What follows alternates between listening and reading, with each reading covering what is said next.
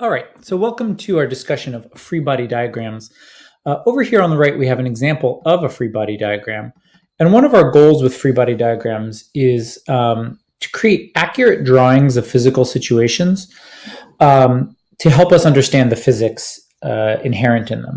So for instance, if we assume that we've got already a well-drawn free body diagram here, we might be able to answer the question of what's happening to this box sitting on a table.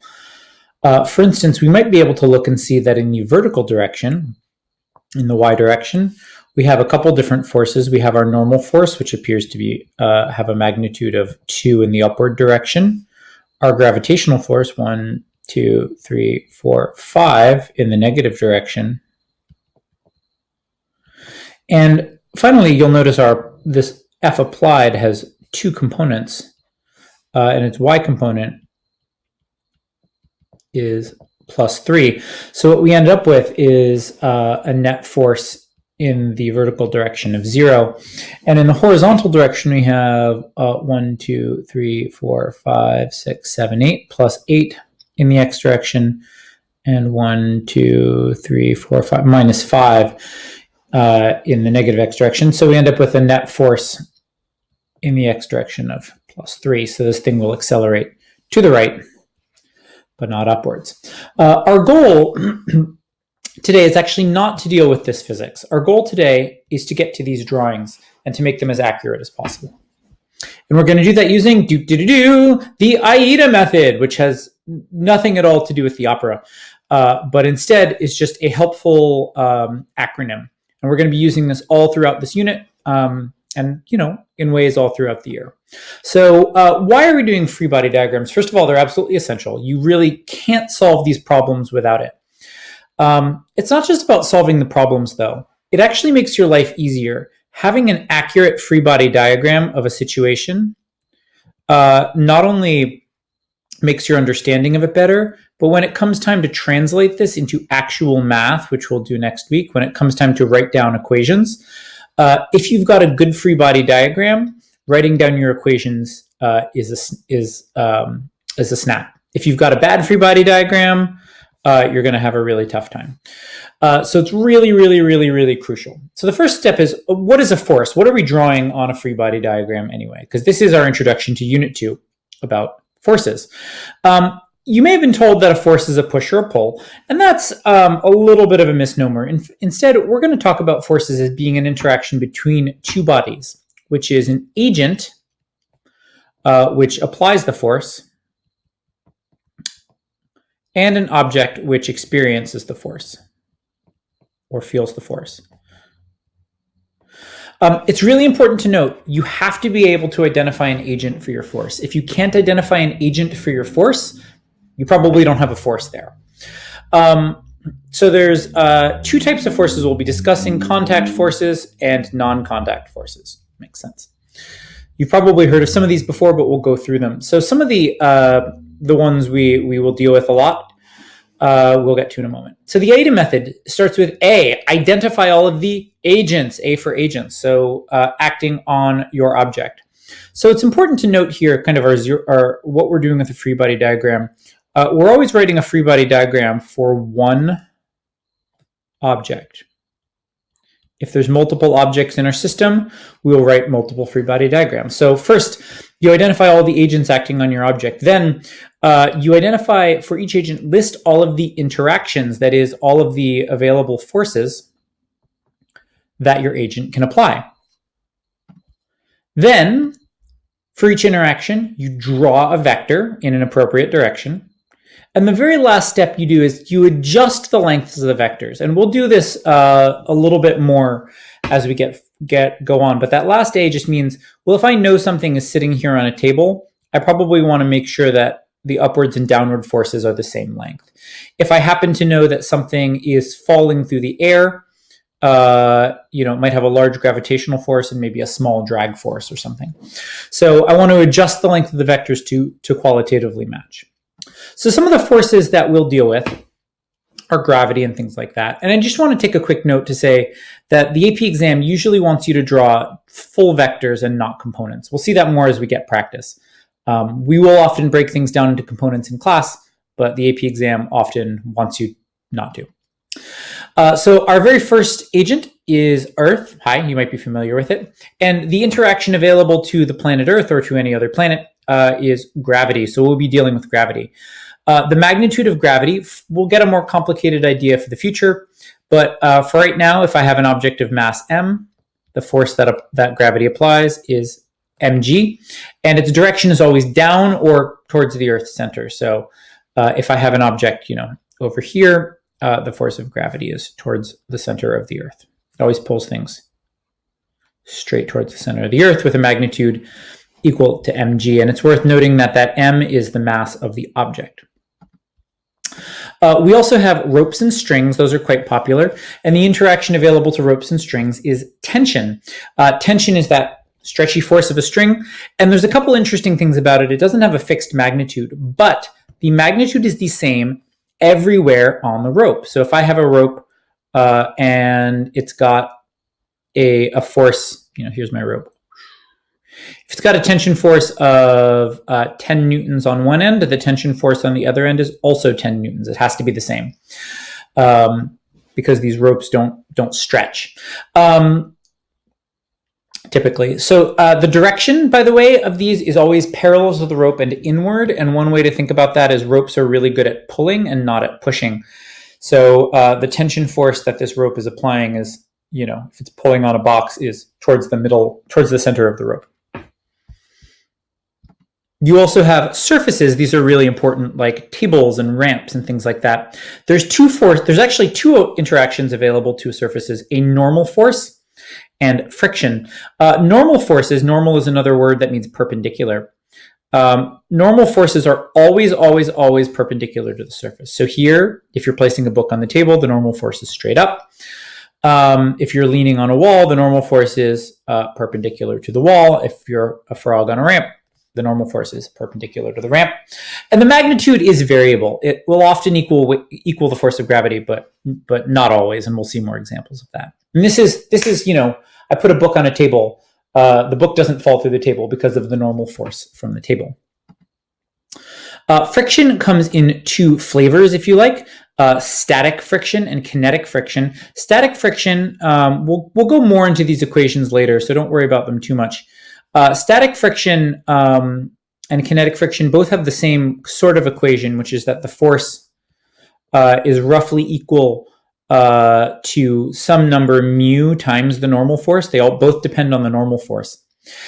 Static friction is when something's not moving. So it prevents something from slipping. So if you're a toad sitting on a ramp, but you're not moving, static friction is keeping you in place. Once you start moving, you switch over to kinetic friction. And we'll talk more about that next week when we start talking about friction. It's important to note the direction of friction is always doing whatever it takes to oppose motion. And that can be a little tricky to figure out the direction of friction sometimes. So we'll see some more examples of that. We've also got springs for the first time. Springs also kind of have a tension force, but it varies with length in a way given by that's proportional to the displacement. So if I stretch something out more, it gives me a bigger force. We'll go deeper into this again in the future. And the force is, again, always parallel to the spring. Now, springs are kind of interesting. If you stretch them out, they want to get shorter. If you compress them, they want to get longer. These are mostly contact forces. There's really only a couple other long-range forces, these non-contact forces, electricity and magnetism, as well as gravity. For the moment, we're only going to deal with gravity. We'll get to these other two later in the year. All other forces are contact forces. When you're making a free body diagram, it's really important to label it properly. So you don't have to use these exact symbols, but we're often going to use, F or F applied or F push, T or FT for tension, N or FN for normal force, these different things. So we'll often use helpful notation. So in a moment, we will see some examples. All right, so let's take a look at some actual examples of free body diagrams. And we're going to start with our green block over here, which is sitting on a ramp. So again, using the AIDA method, the first thing, A, that we want to do is list all of the agents that are available to our green block. So again, we have to think about all the things that it's in contact with, as well as any long-range forces. So the only long-range force we really have to worry about right now is gravity. So, the Earth is involved here. There's no springs or ropes or anything else like that, but there is the ramp. It's touching the ramp.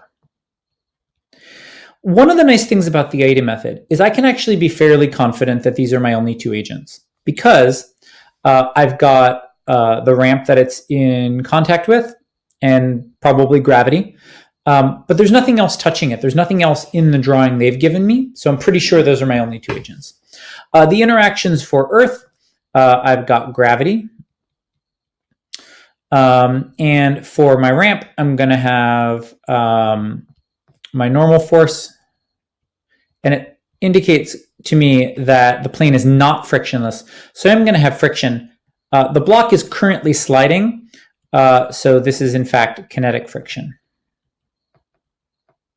So let's go ahead and draw some vectors. Let me get my little vector tool here. All right, so we'll start with gravity. Gravity in this case points straight downwards. Make that a little bit of a beefier arrow. Yeah, I like that better. So now we've got gravity coming straight down. You could label it mg. You could label it fg. Whatever you want. We also have the normal force. Now, the normal force has to be perpendicular to the ramp. So it's important to note that we want to make sure that this vector that we draw is nice and perpendicular to the ramp. Looks pretty good. I guess I could do, that looks a little bit better. There's our normal force, Fn. And of course, on the AP exam, they're not going to take out a protractor if you've written it in approximately the correct direction. Friction now, we have to decide which way it points. It's important to note, actually, going back, that the normal forces are always perpendicular to their surface. Friction has to always be parallel to the surface. Friction can only apply parallel to the surface. And so in this case, friction is going to apply parallel to the ramp. It wants to stop the block from sliding down, so it is going to point up the ramp. Now, you might ask that last step about adjustment. Now, it does say the block is speeding up. This is a little bit of a detail, but if we kind of look at our normal force, and you'll notice I've drawn all three forces right now at the center of the block. That's usually how we're going to do it. We're going to draw them all from the center of mass. Draw them all from the center of mass. You'll notice if I add up my force of gravity and my normal force, I get a little residual vector. And this is actually, the little residual vector, that's actually responsible. That's the amount of gravity that's pulling us down the ramp. Now, in this case, that's pretty small. And if we want our block to be speeding up down the ramp, we probably need to make friction considerably shorter. We probably need to shrink this kinetic friction vector a little bit. But if you drew it longer, you'd also be okay. All right. One of the other nice things about free body diagrams using the AIDA method is how many interactions do I have? I have 3 interactions, and I have 1, 2, 3 vectors. So if I have 3 interactions and I've drawn 3 vectors, I know I'm done. All right, let's try to draw some more. Here we've got a block sitting on a table, and let me draw in this table. We have a string running from this block over a frictionless pulley to a second block which hangs from the pulley. The hanging block is moving downward, and the table is not frictionless. All right, well, let's draw our hanging blocks free body diagram first. For the hanging block, we've got Earth. And notice it's not sitting on the table, it's not touching anything else. So all it has to deal with, all it has to deal with is Earth and the string. The available interactions there are going to be gravity and tension. So here we're going to have, for this one, we're going to have mg down. I'm going to call this one M1. M1G down, and we'll have some tension T up. For our other block, and we'll do this in green, we'll call this M2. It's always good to give things names if they haven't given them names. For M2, we've got earth again. We've got the string, but we also have the table. So earth again gives us gravity. String again gives us tension. The table again gives us two forces. It gives us the normal force and friction. Now it says a block is sitting on a table. So in this case, I'm going to call this static friction. So for this one, for M2, we're going to have four vectors because there's four things on my table. We'll have gravity down, M2G. We'll have the normal force up. We'll have tension pointing this way. Because if you think about what's the string doing, the string is going to want to pull this block off the table, but it's going to want to keep this block from descending. Again, the thing is those tensions always point inward on the rope. And static friction is going to try to keep this thing from sliding off the table. So yes, the static friction is going to try to keep this thing from sliding off the table. So if I want to be really careful, I'm going to make this and tension be the same. I also probably want to make sure that my two tension forces have the same magnitude as well. And again, one of the nice things, two interactions, two vectors, four interactions, four vectors. I don't want to go through this whole example. We'll do some of it, more of it in class. But we've got three boxes being pushed to the right across a rough floor. And I just want to note that for each of these boxes, things are a little bit different, right? For my green box, for instance, let's say that there's some F push here. If I'm doing it, there's a couple agents for that green box. There's, Mr. Bates, who's doing the pushing. There's the floor, and there's, of course, earth. So here, Mr. Bates is going to just be some pushing force. I don't know where it comes from, but I'm just applying a force. The floor, as normal, gets 2. It gets the normal force, and it's got a positive acceleration, so this is kinetic friction. Earth gets the force of gravity. So I'm going to get, a couple different forces here. Now, there's actually one I'm missing, and maybe you can spot it. There's one other thing that is touching the green box, which is the blue box. The blue box is an object, and in this case, it gets to push back with another normal force. We'll call this F B comma G, F blue on green. So I just want to note there's actually 5 vectors on this diagram. The blue box will also have 5 vectors. What are the agents for the blue box? Blue box gets earth, the floor, the green box, and the red box. One thing to note, I am not an agent for the blue box because I am not touching the blue box. I am touching the green box. It happens that the green box is pushing the blue box. So again, we'll get kind of our usual suspects. But the green box will give us F green on blue. And we'll also get F red on blue. So for the blue box, we've got gravity down, normal force up. The green box is actually going to be pushing it to the right because, as I'm pushing the green box is pushing to the right. The red box, though, is going to be slowing it down, pushing it back to the left. F red on blue. And again, we're going to have FK. I guess I am going through this whole thing. For the red box, think for a second, what are the agents for the red box? We'll have earth, and the floor, but only the blue box. I'm not touching the red box, and the green box is not touching the red box. So this one actually should only have 4 vectors on it: gravity, the normal force from the floor, kinetic friction from the floor, and F blue on red.